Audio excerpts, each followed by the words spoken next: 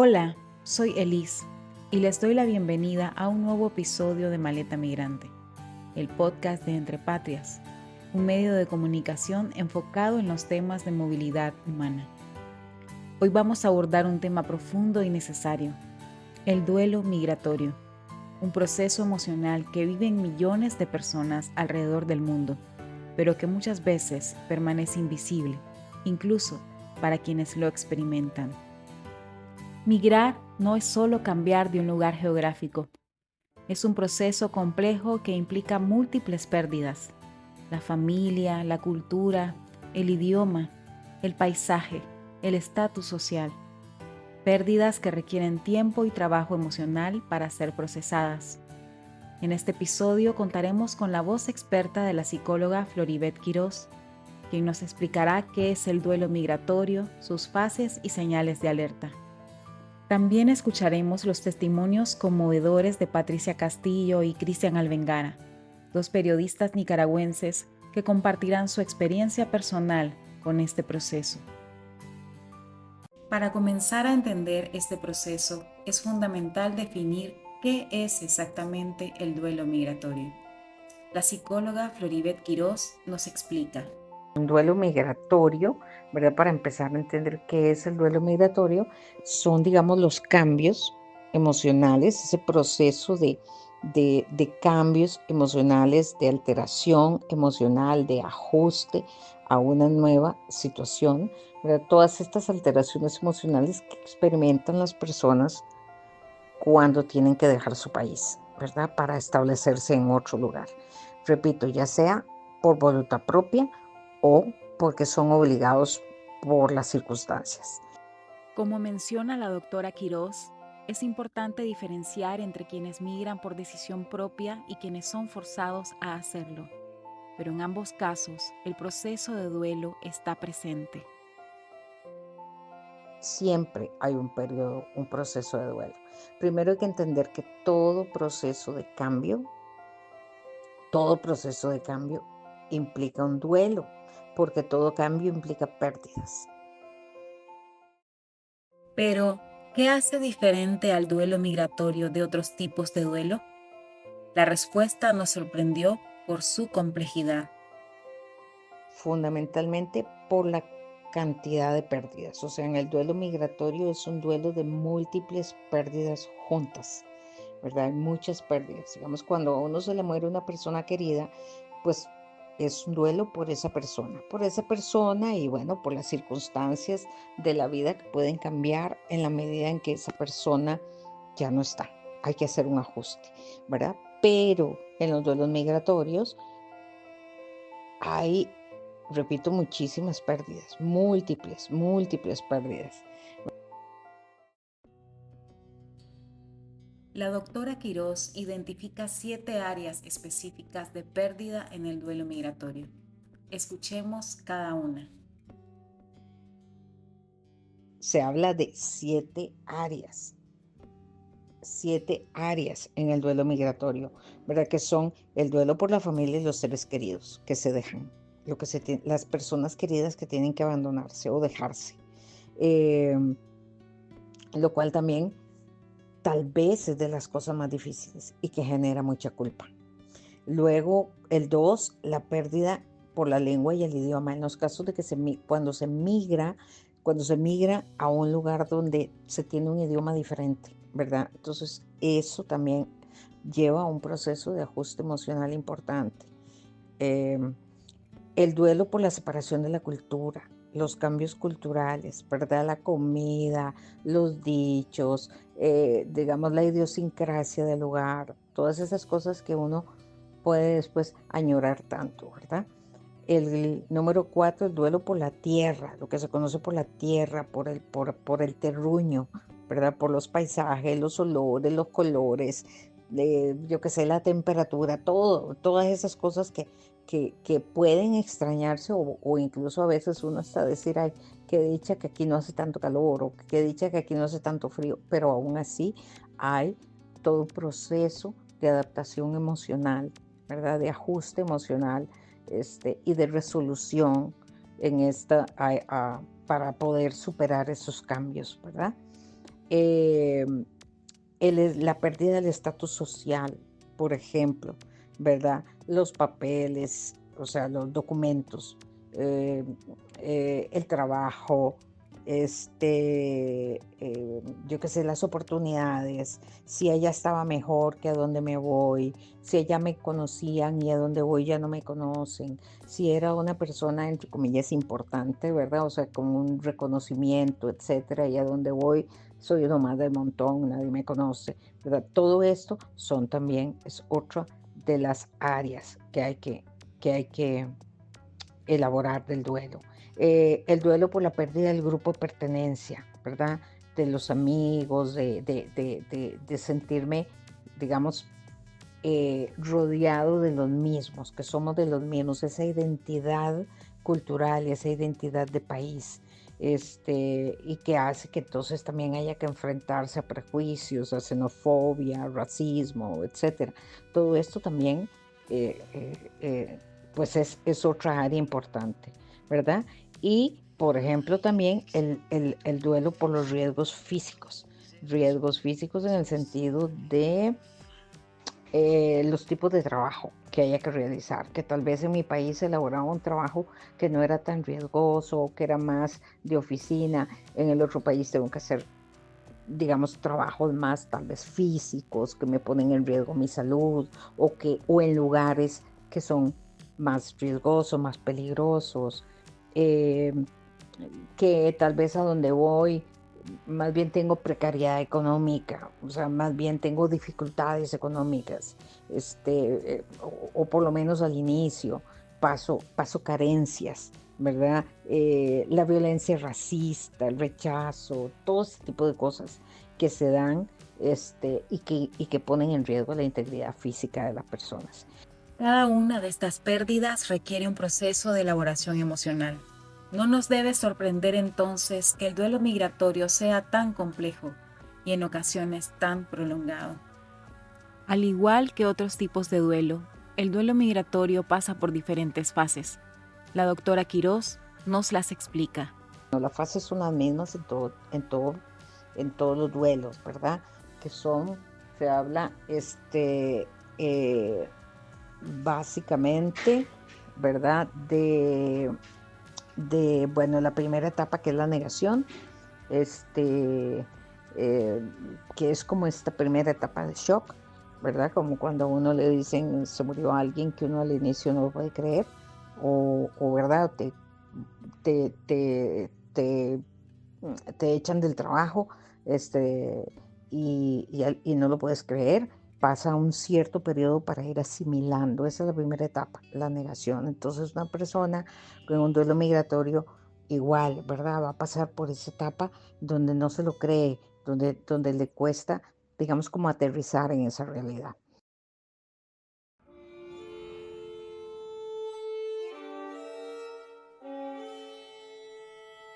Después de la negación viene el enojo. Luego, otra etapa, que es el enojo, la ira, ¿verdad? Igual, en cualquier tipo de pérdida o de duelo se va a presentar este resentimiento, enojo, agresividad, eh, la tendencia o la necesidad de buscar culpables. ¿Quién fue el culpable de esto que estoy viviendo, de esto que me pasó? ¿Verdad? Todas esas etapas. Esta puede ser una etapa que está muy presente en los migrantes, sobre todo en los migrantes forzados, ¿verdad? Cuando son expulsados de sus países. Una fase particularmente compleja es la de la culpa. Luego, pues otra etapa es, eh, digamos, podríamos hablar tal vez de la culpa como una etapa, ¿verdad? Aunque algunos autores no la ponen como etapa, pero es algo muy, muy presente en los procesos de duelo. Siempre hay un sentimiento de culpa. ¿Qué hubiera hecho? ¿O qué no hubiera hecho? Si tal vez no hubiera hecho tal cosa, esto no hubiera pasado. Si tal vez no me hubiera metido en los pleitos o en las luchas o en las marchas, esto no hubiera pasado. O si tal vez me hubiera quedado en mi país, las cosas hubieran sido diferentes. Entonces, siempre hay toda esta reacción emocional de remordimiento, de sensación como de haber fallado, de, de tratar de encontrar una justificación a lo que no hizo o lo que no hizo, ¿verdad? Todo ese tipo de cosas. Entonces, esto, eh, digamos, es algo muy destructivo que hay que trabajar mucho, mucho con, cualquier persona que esté en un proceso de duelo, pero sobre todo, pero también, por supuesto, y con más razón en los migrantes, en los duelos migratorios, eh, ya sea el forzado o el no forzado, ¿verdad? Igual pudiéramos decir, bueno, pero ¿por qué alguien que fue forzado a salir del país va a sentirse culpable? Porque sí, porque en todo duelo uno se siente culpable. Siempre, o sea, aclarar que sentirse culpable no es igual que ser culpable. Uno se va a sentir culpable no siendo culpable, siempre, ¿verdad? Esto es parte de estos procesos. Que si yo hubiera hecho algo distinto, que si me hubiera callado, que si no hubiera ejercido tal profesión, o que si me hubiera salido de ese grupo, o que si hubiera trabajado en otra cosa. O sea, siempre va a haber como estas preguntas autorrecriminatorias, ¿verdad? Que son muy normales. Después viene la negación, la depresión y finalmente la aceptación. Luego está la otra parte asociada con esta que también se llama, que es la negociación, ¿verdad? Que es como esa fantasía de cómo pudiera yo cambiar esto, cómo pudiera cambiar la situación. Entonces, tal vez si yo hubiera hecho, o tal vez si hiciera tal cosa, pudiera pasar esto otro. Tal vez si yo me porto bien, en cambio mi pareja vuelva. O tal vez si eh, digamos, yo qué sé, pronto las cosas mejoren en mi país y voy a poder volver. Si yo hago tal cosa o si dejo de hacer tal otra, esto va a pasar y ya pronto todo se va a arreglar, ¿verdad? Entonces es como una falsa esperanza, como una ilusión que se genera, ¿verdad? Que es lo que se llama la negociación. Hay otra etapa que es la de depresión, ¿verdad? Que ya es la etapa de tristeza, de dolor, de eh, como de una sensación de pérdida total, de desesperanza, incertidumbre, vacío, mm, eh, bueno, un dolor muy intenso. Eh, esta etapa es muy importante. Y es muy importante porque nos prepara para, digamos, la aceptación, que es como la etapa final del duelo. No es una depresión, digamos, como enfermedad o trastorno, no es una depresión clínica. Hay que diferenciar entre lo que es la depresión por duelo y la depresión clínica. Esta es una depresión, la depresión que es como parte de, o sea, una etapa de esto, ¿verdad? Que es algo transitorio y que más bien nos prepara para la etapa de la aceptación. Eh, es una etapa normal. Hay que entender que es importante sentir la tristeza, hay que dejarse sentir la tristeza y sentir el dolor para poder superarla. No es negarla, no es evadir, no es esconderla, no es tratar de aparentar que estoy muy contento para así, o muy contenta para así alejar la tristeza o el dolor. No, hay que dejarla, hay que sentirla, hay que llorarla y luego, bueno, ya se pasa a la etapa última, que es la aceptación, que es como cuando se empieza a comprender y aceptar la pérdida, ¿verdad? O sea, esta es mi realidad. Eh, y la persona empieza, esto es muy importante porque es cuando se empieza a sentir que puedo seguir adelante, que puedo continuar, que soy capaz de reinventarme, que soy capaz de continuar mi vida, ¿verdad? Se toman decisiones sobre los cambios que se van a hacer, para construir esta nueva realidad. se recuerdan las cosas, la persona perdida o el país con cariño, con, digamos, con amor, sí, con nostalgia, ¿verdad? Obviamente, pero ya sin ese dolor tan intenso o el vacío, ya como, no es como que ya mi vida no tiene sentido, mi vida se acabó, o, ¿verdad? Que se puede sentir en la depresión, sino ya en esta etapa es más como un reconectar con la vida, por decirlo así, y con el futuro, volver a conectar con los planes, con las metas, con los sueños, con las ilusiones, con esto, como decía antes, con esta capacidad de continuar, de seguir adelante.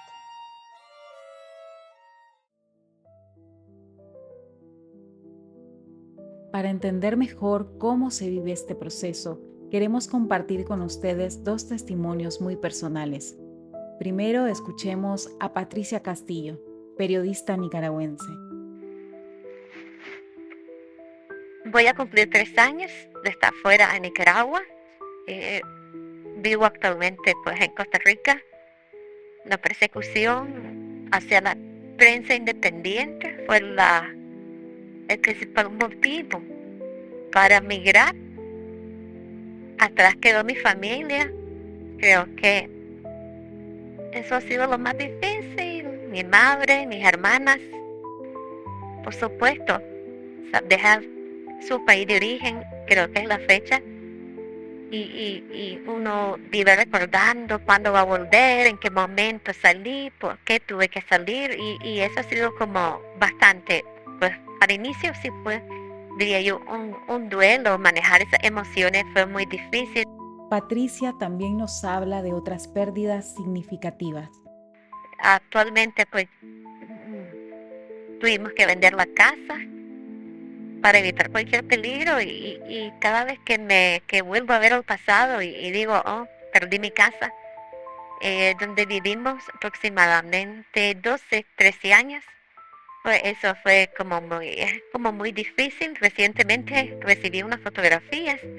El dueño, la dueña, está transformando el inmueble, y eso me causó toda cierta nostalgia. Cristian Alvengara, también periodista nicaragüense, comparte una perspectiva similar, pero desde un país europeo. Yo salí de Nicaragua un 25 de noviembre del año 2022. Llevo más o menos casi 3 años fuera de Nicaragua. Estoy en un país de la Unión Europea. Y bueno, mira, yo en Nicaragua hacía periodismo, periodismo de investigación, y acompañaba procesos de organización comunitaria con diferentes organizaciones sociales. Y el nivel de la represión de la dictadura de Daniel Ortega y de Rosario Murillo fue creciendo a tal punto que afuera de mi casa se ubicaban carros con aire acondicionado encendido por más de 5 o 6 horas, fotografiaban a las personas que entraban y salían de mi vivienda. Yo iba a hacer deporte al gimnasio y de repente me encontraba patrullas de la policía, no siempre, pero en varias ocasiones. Una patrulla de la policía afuera del gimnasio donde yo iba. Todo eso, más información de fuentes cercanas al régimen que me decían, tenés que salir porque estás en riesgo, estás en lista, te vinculás a tal periodista, a tal defensora, a tal feminista, y te van a meter preso. La salida de Nicaragua fue dolorosa, es decir, fue en un mes armar todo y salir, porque era la cárcel o la vida. Cristian describe con claridad lo que significa enfrentar la soledad en el proceso migratorio. Hasta que uno está en otra realidad, aprendiendo otra cultura, es que uno se da cuenta, ¿no? del peso de lo que uno dejó atrás. Yo creo que el primer golpe emocional que uno recibe es la soledad, porque cuando uno sale de su país, uno puede tener una red de apoyo, pero eso no te quita que experimentes la soledad. Y es una soledad, primero, una soledad no deseada. Segundo, es un vacío fuerte, porque a veces uno solo quiere un abrazo.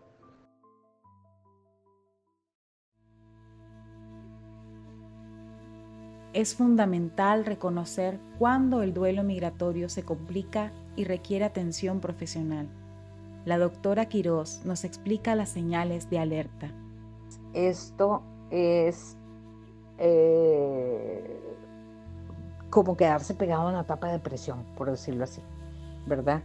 Pero evidentemente con otras sintomatologías también, ¿verdad? Ese dolor profundo, esa tristeza, esa no expectativa hacia el futuro, hacia la vida, o sea, no tener planes, metas, como decía antes, el sentir como que ya todo carece de sentido, ¿no? Es un dolor profundo, pensamientos recurrentes, constantes respecto a la pérdida, a la persona que se ha perdido o al país, en el caso del duelo migratorio, ¿verdad? Entonces no paro de pensar en eso, es como un pensamiento obsesivo rondándome la cabeza siempre con respecto a esa persona o al país. Entonces siempre desde esa perspectiva, ¿verdad? Del dolor intenso, de qué voy a hacer ahora, de ya no puedo hacer más, ya no voy a hacer nada, ya mi vida no tiene sentido, ya lo perdí todo. Otras señales incluyen síntomas físicos y de comportamiento. Dificultades para socializar, ¿verdad? Como que la persona puede querer estar recluida, apartada, no conectar muy profundo a nivel emocional con otras personas, sino cosas más superficiales, dificultades para concentrarse, la memoria se puede afectar también, ¿verdad? Porque se pierde la atención o el foco de atención está centrado solo en el recuerdo de la persona o el país, ¿verdad? Entonces solo en eso pienso, solo en eso mi mente y mi energía están en eso. Entonces pierdo los detalles, no me concentro en lo que estoy haciendo, no memorizo, ¿verdad? Tengo problemas de memoria, todo se me olvida. Puede haber problemas de sueño, esto es muy común, insomnio, trastornos del sueño, pesadillas, insomnio, sueño interrumpido, lo cual también genera fatiga, ¿verdad? Cansancio, deseo de no hacer nada, entonces todo como que se incrementa, ¿verdad? Se incrementa ese problema, los dolores de cabeza o dolores musculares o dolores, digamos, problemas digestivos, pueden darse asociados a también duelos no resueltos. Una señal particularmente significativa es la negación persistente de la realidad. El migrante, cuando no ha resuelto el duelo, y por eso es tan importante trabajar en la resolución del duelo, vive con un pie en el país de acogida y con un pie en el país propio, en su país, ¿verdad? Entonces no está en ningún lugar ni en el otro. Entonces su vida queda como en pausa, como suspendida, como en un limbo, ¿verdad? Porque no estoy ni allá ni estoy aquí. No estoy aquí ni estoy allá. Entonces no puedo retomar la vida. Esa es como esa negación. Y me rehúso a poner los dos pies en el mismo lugar. Entonces eso es lo que hablamos de esa negación a aceptar la pérdida, aceptar la realidad, ¿verdad? Recordar lo que hablábamos, que yo siempre menciono, que decía Jung, de que lo que más nos afecta de las situaciones no es la situación misma, sino la no aceptación de esa realidad, la no aceptación de esa situación. Porque cuando uno acepta una situación, empieza a moverse, empieza a salir de la parálisis emocional que se tiene, ¿verdad? Y a crear nuevas estrategias, nuevas ilusiones, nuevos proyectos, diferentes, tal vez completamente diferentes a los que tenía en el país de origen, pero empiezo a caminar, empiezo a hacer nuevas cosas. Repito, puede ser que los proyectos sean continuidad de los que tenía allá, como que sean proyectos completamente diferentes, pero lo importante es que siempre haya proyectos, que siempre haya metas, que siempre haya sueños, hacia dónde me muevo, qué quiero hacer, qué quiero lograr. Entonces, eso es importante, porque eso tiene que ver, el duelo tiene que ver con aprender a soltar. Cuando hay un duelo irresuelto es cuando la persona se aferra a esa persona que se fue o que murió, o al trabajo que tenía y ya no tengo, o al país de donde tuve que salir. Se aferra, no lo suelta. Y si yo no suelto de lo que vengo, no puedo abrirme a lo que viene y a lo que estoy hoy.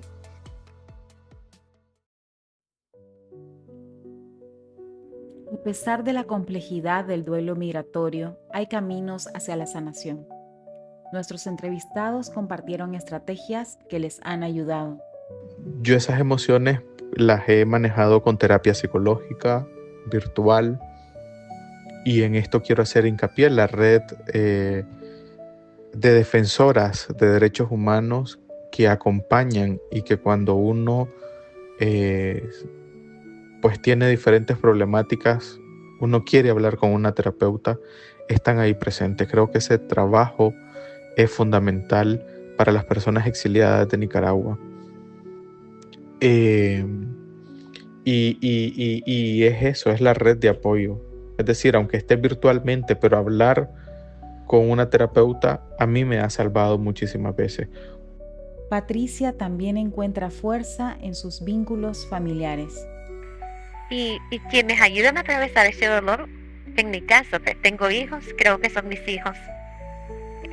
Por ellos no tengo opción pues de volver en este momento a Nicaragua. Y ambos comparten consejos valiosos para quienes están iniciando este camino. Alguien que está comenzando a migrar y si tiene miedo,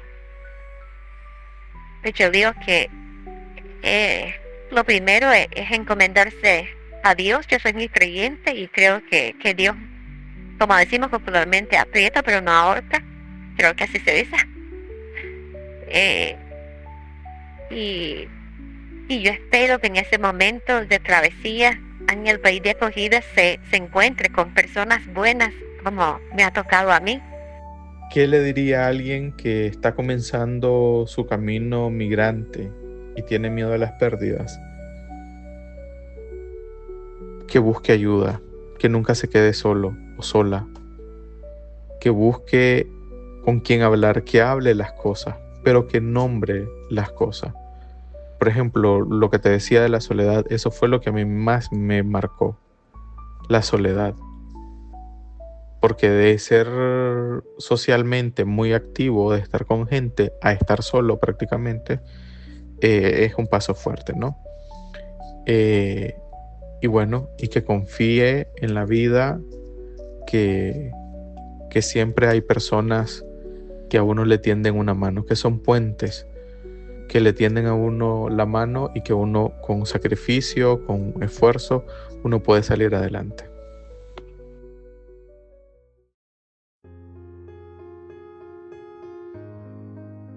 Como hemos escuchado a lo largo de este episodio, el duelo migratorio es un proceso complejo pero natural. No es una patología, sino una respuesta humana normal ante pérdidas múltiples y significativas. Es importante recordar que cada persona vive este proceso de manera única, a su propio ritmo. No hay tiempos establecidos, no hay formas correctas de vivirlo. Lo fundamental es reconocerlo, nombrarlo y buscar apoyo cuando sea necesario. La doctora Quirós nos recordó algo esencial. Jung decía que lo que acepto me libera y lo que niego me somete. Aceptar no significa resignarse o renunciar a la esperanza de regresar. Significa permitirnos estar presentes en nuestra realidad actual, con los 2 pies en el suelo, donde estamos hoy, para poder construir desde ahí. A todas las personas que están viviendo un proceso de duelo migratorio, su experiencia es válida, su dolor es real y su capacidad de reinventarse y seguir adelante también lo es. Esto ha sido todo por el episodio de hoy de Maleta Migrante. Agradecemos profundamente a la doctora Floribet Quirós por su conocimiento experto y a Patricia Castillo y Cristian Alvengara por compartir sus testimonios con tanta generosidad y valentía. Si este episodio te ha resultado útil, compártelo con alguien que pueda necesitarlo. Y si estás viviendo un proceso de duelo migratorio, recuerda, no estás solo, no estás sola. Nos escuchamos en el próximo episodio de Maleta Migrante. Hasta la próxima.